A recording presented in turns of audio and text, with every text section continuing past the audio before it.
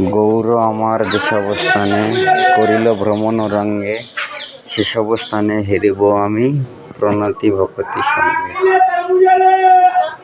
হরে কৃষ্ণ। প্রভু, তো আমরা এই মুহূর্তে অবস্থান করছি ঠিক শ্যামকুণ্ডের পাশে, যেখানে মহাপ্রভু এসেছিলেন এবং এখানে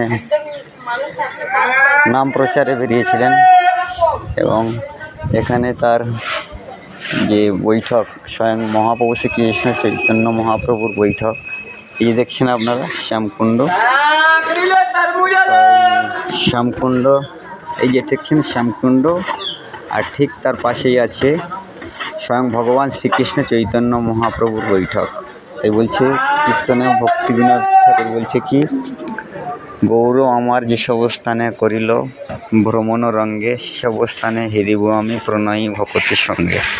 তো গৌরাঙ্গ মহাপ্রভু যেখানে যেখানে লীলা আস্বাদন করিয়েছিলেন এবং লীলা পাঠ করেছিলেন এবং হরিনাম প্রচার করিয়েছিলেন, সেসব স্থানে দর্শন, দুর্লভ দর্শন। এই সেই মহাপ্রভুর যে বৈঠক, এখানে যে ভজন কুটি, সেই ভজন কুটি আমরা এই মুহূর্তে উপস্থিত, আর ঠিক তার পাশেই আছে শ্যামকুণ্ড। এই দেখছেন শ্যামকুণ্ড, আর ভজন কুটির পাশে আমরা আছি। এখানে আপনারা দর্শন করুন, মহাপ্রভুর দুর্লভ চিত্র তুলে ধরেছে।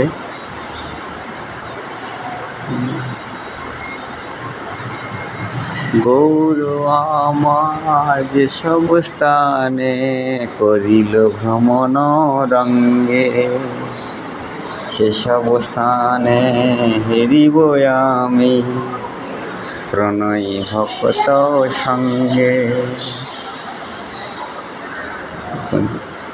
এখানে নিত্য কীর্তন হয়, তার সরঞ্জাম আছে। এখানে নিত্য ভাগবত পাঠ শ্রবণ হয়, সরঞ্জাম আছে। এই যে দেখছেন আপনারা, মহাপ্রভু যখন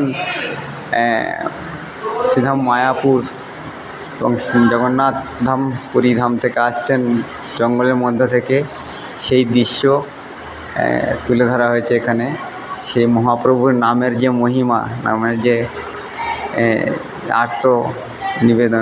আত্মনিবেদন করে, সেই নামের মহিমায় বনের পশু পাখি সবাই হরিনাম সংকীর্তন করছেন, সেই চিত্রধারা আছে।